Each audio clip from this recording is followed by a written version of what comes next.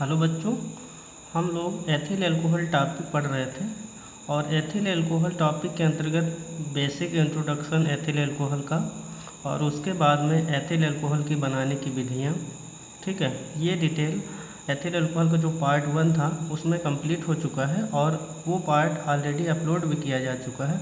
आज ethyl alcohol का part 2 होगा और इस वीडियो में एथिल अल्कोहल से रिलेटेड कुछ ऐसे टर्म हैं जो काफ़ी इम्पॉर्टेंट हैं, अलग से उनसे क्वेश्चन बनते हैं, उनके बारे में डिस्कस किया जाएगा और उसके बाद में एथिल अल्कोहल की जो प्रॉपर्टीज़ हैं उस पर डिस्कस किया जाएगा।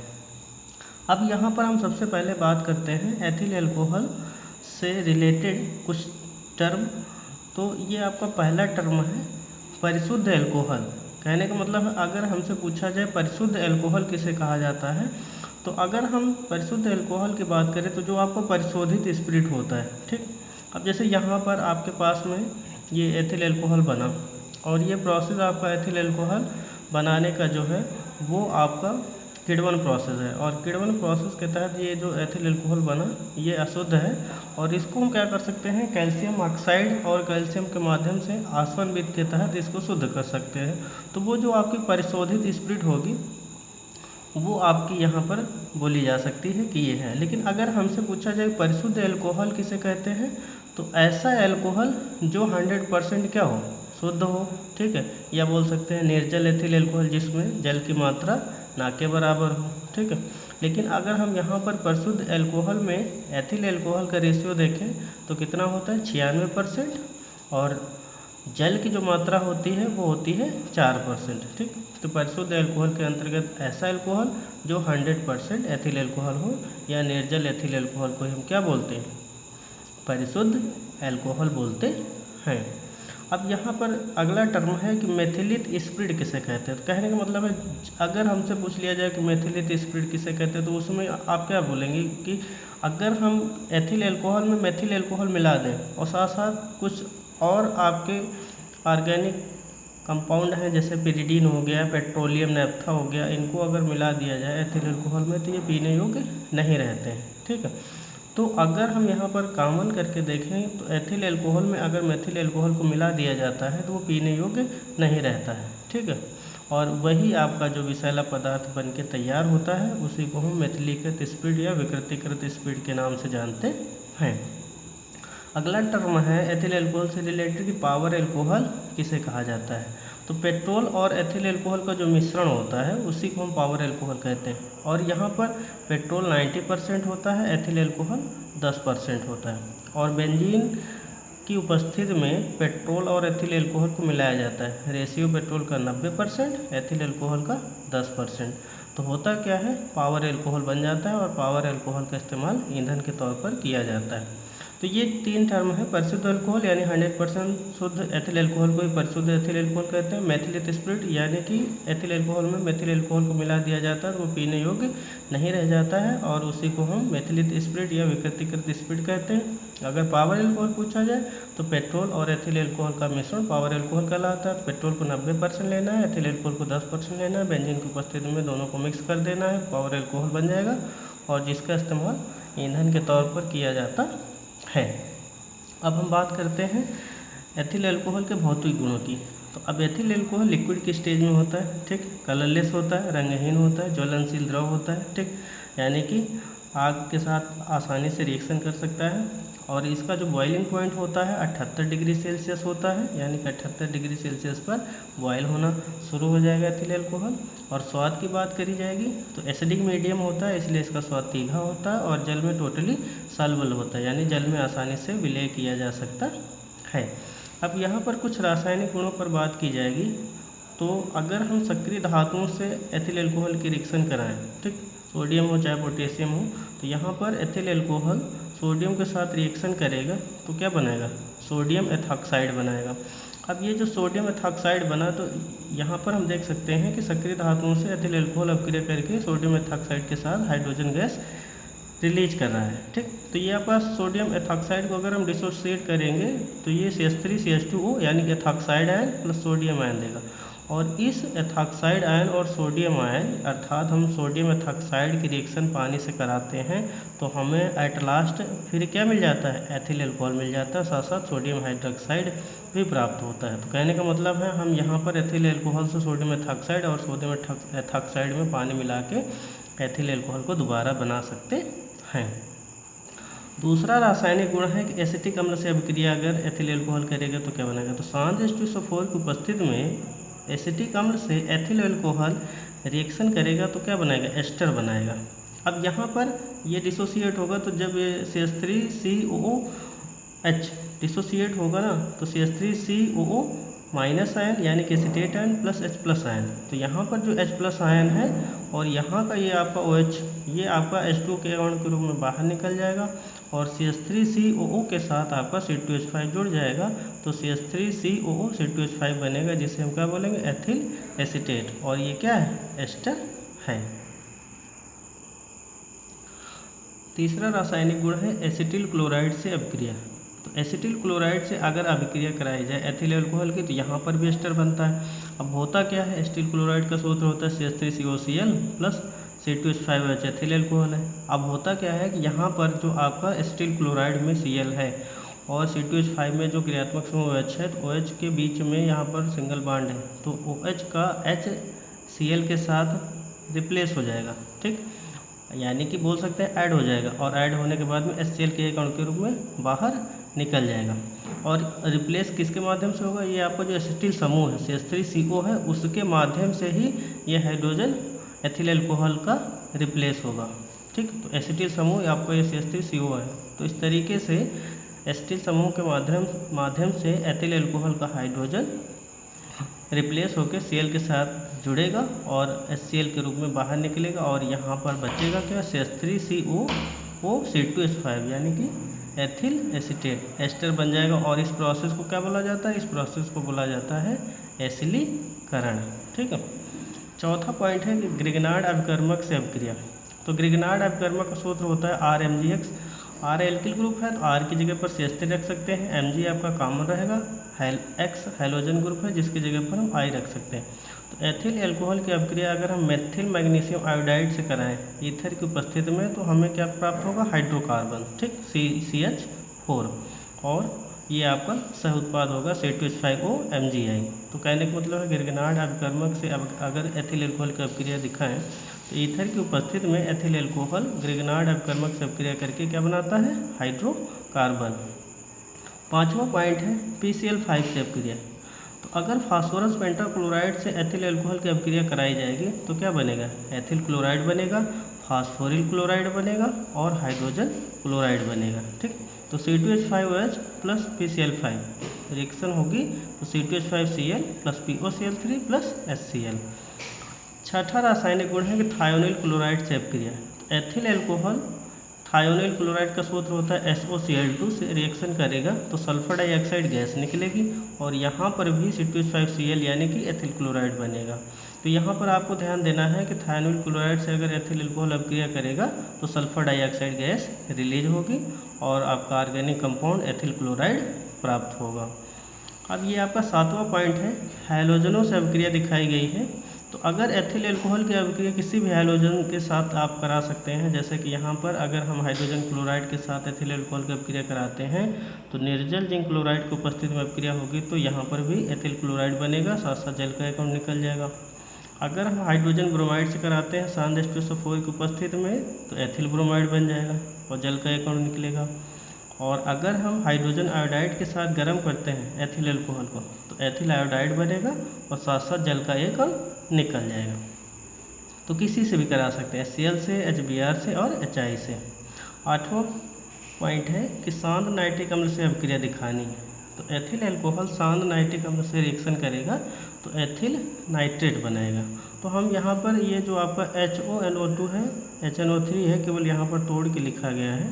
तो उससे क्या होता है, ये आपका OH के साथ जुड़ के H2 के एक अणु के रूप में बाहर निकल जाएगा और आपका ये जो C2H5O और NO2, तो यहाँ पर वही लिखा है C2H5ONO2 लिखो चाहे C2H5NO3 लिखो, ठीक। तो एथिल नाइट्रेट बना देगा। तो कहने का मतलब है शांत नाइट्रिक अम्ल के साथ एथिल अल्कोहल अभिक्रिया करके क्या बनाएगा, एथिल नाइट्रेट बनाएगा।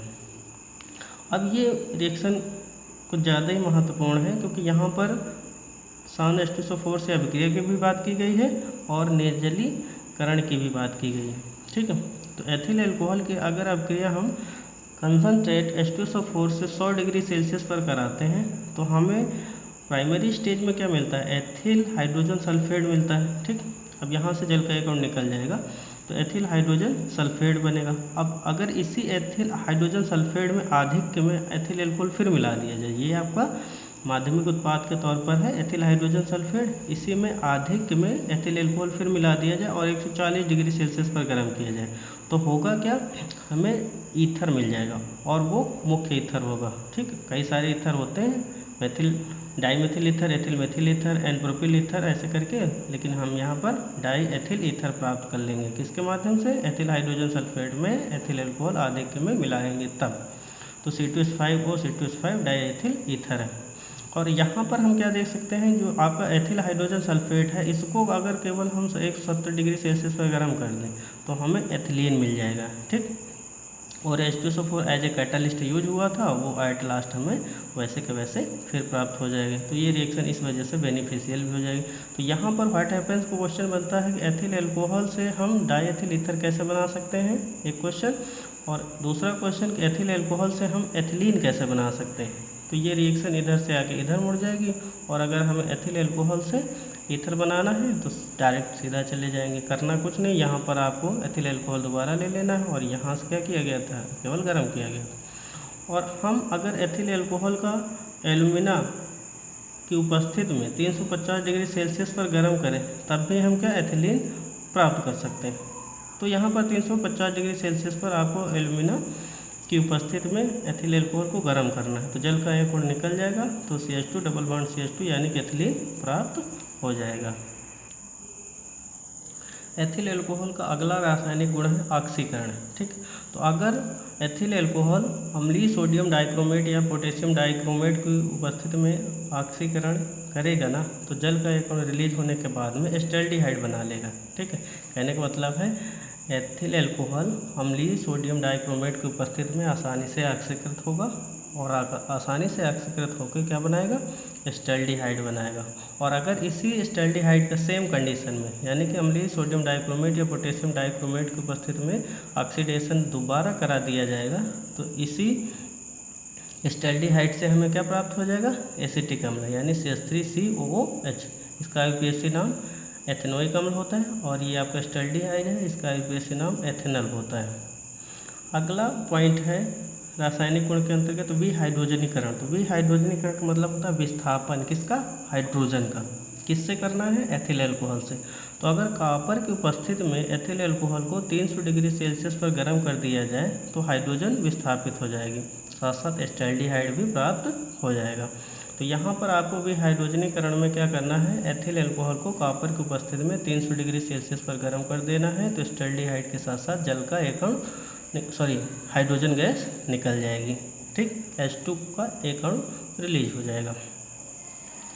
अब ये आपका तीसरा पॉइंट है, रिडक्शन की बात की गई है अपचयन की। तो एथिल एल्कोहल का अगर लाल फास्फोरस की उपस्थिति में हाइड्रोजन आयोडाइड के माध्यम से अपचयन किया जाए तो हमें एथेन प्राप्त हो जाती है और साथ साथ जल का एक अणु प्राप्त हो जाता है और आयोडीन प्राप्त हो जाती है। तो कहने का मतलब है एथिल एल्कोहल का लाल फास्फोरस की उपस्थिति में HI के माध्यम से अपचयन करने पर एथेन और आयोडीन बेसिकली प्राप्त होंगे, साथ साथ जल का एक अणु भी प्राप्त होगा। ये 14वां रासायनिक गुण है जिसमें विरंजक चूर्ण से अभिक्रिया एथिल एल्कोहल की दिखाई गई है। 3 प्रोसेस है, ऑक्सीडेशन और ये क्लोरीनेशन और यहाँ पर हाइड्रोलिसिस जल अपघटन। तो एथिल एल्कोहल ब्लीचिंग पाउडर के साथ ऑक्सीकृत होकर एस्टैल्डिहाइड बनाएगा, साथ साथ कैल्शियम क्लोराइड बनाएगा और जल का एक अणु रिलीज करेगा। अब इसी एस्टैल्डिहाइड की अभिक्रिया दोबारा फिर हम ब्लीचिंग पाउडर से करा देंगे और प्रोसेस क्लोरीनीकरण का होगा तो हमें क्लोरल मिल जाएगा और कैल्शियम हाइड्रोक्साइड यानी बुझा चूना और कैल्शियम क्लोराइड। और उसके बाद में आप ये जो क्लोरल है उसकी रिएक्शन कराएंगे हम कैल्शियम हाइड्रोक्साइड से और जल अपघटन होगा कैल्शियम हाइड्रोक्साइड के माध्यम से क्लोरल का, तो एट लास्ट हमें क्या मिल जाएगा, क्लोरोफार्म मिल जाएगा और साथ साथ क्या मिलेगा, कैल्शियम फार्मेट मिलेगा। ठीक है। 15 नंबर पर रासायनिक गुण हैलोफॉर्म अभिक्रिया। अब यहाँ पर ये अभिक्रिया कुछ ज़्यादा इम्पॉर्टेंट है, क्योंकि इस अभिक्रिया में तीनों तरीके के इस अभिक्रिया में आप तीनों तरीके के फार्म बना सकते हैं, चाहे वो आपका क्लोरोफार्म हो, चाहे ब्रोमोफार्म हो और चाहे हाइड्रोफार्म हो। करना क्या होगा, सोडियम हाइड्रोक्साइड के साथ आयोडीन की रिएक्शन एथिल अल्कोहल से करानी है। सोडियम हाइड्रोक्साइड और आयोडीन की रिएक्शन एथिल अल्कोहल से कराएंगे ना, तो हमें क्या प्राप्त होगा, आयोडोफार्म प्राप्त होगा, सोडियम आयोडाइड, और आपका ये HCOONA+5H2। तो हम यहाँ पर अगर आयोडीन की जगह पर 4Br2 कर देंगे तो यहाँ पर CHBr3 यानी कि ब्रोमोफार्म प्राप्त हो जाएगा। अगर यहाँ पर हम 4Cl2 कर देंगे तो यहाँ CHCl3 प्राप्त हो जाएगा यानी कि क्लोरोफार्म। तो हैलोफार्म अभिक्रिया के अंतर्गत हम क्लोरोफार्म, ब्रोमोफार्म और आयोडोफार्म तीनों प्राप्त कर सकते हैं। केवल इस जगह पर आपको चेंज करना है, I2 होगा तो यहाँ I3 होगा, यहाँ पर Br2 होगा तो यहाँ B3 होगा, यहाँ पर अगर Cl2 होगा तो यहाँ पर Cl3 होगा। तो ये आपका आयोडोफार्म है। अगर CHBr3 तो ब्रोमोफार्म हो जाएगा, CHCl3 तो वो आपका क्लोरोफार्म हो जाएगा। तो हैलोफार्म अभिक्रिया के अंतर्गत सोडियम हाइड्रोक्साइड और आयोडीन के माध्यम से एथिल अल्कोहल की रिएक्शन करा के हम क्रमशः आयोडोफार्म, क्लोरोफार्म, ब्रोमोफार्म कुछ भी हो आप बना सकते हैं। और अगर केवल आपसे पूछा जाए हैलोफार्म अभिक्रिया किसे कहते हैं, तो आप इसी अभिक्रिया का जिक्र करेंगे, ठीक। तब तो किसी अभिक्रिया का जिक्र कर देंगे। लेकिन अगर आपसे पूछा जाए कि क्लोरोफार्म कैसे बनाएंगे, तो फिर इस अभिक्रिया का इस्तेमाल नहीं किया जाएगा। आपको फिर यहाँ पर 4Cl2 करना है, यानी कि यहाँ पर CHCl3 बनाना है। यहाँ पर भी चेंज हो जाएगा, ठीक, यानी Cl हो जाएगा। अगर Br2 होगा तो NaBr हो जाएगा। इसी आधार पर आप चेंज कर लेंगे। और फिर एथिल अल्कोहल की यूज की बात हो जाएगी, तो इसका इस्तेमाल मैथिलिक स्प्रेड में कर सकते हैं, पेंट बनाने में, वार्निश में, औषधियों में और क्लोरोफार्म में। कहने का मतलब है एथिल अल्कोहल सभी प्रकार के जो आपके अल्कोहल होते हैं उनका कॉमन फैक्टर होता है और इसका सब शराबों में मुख्य रूप से इस्तेमाल होता है।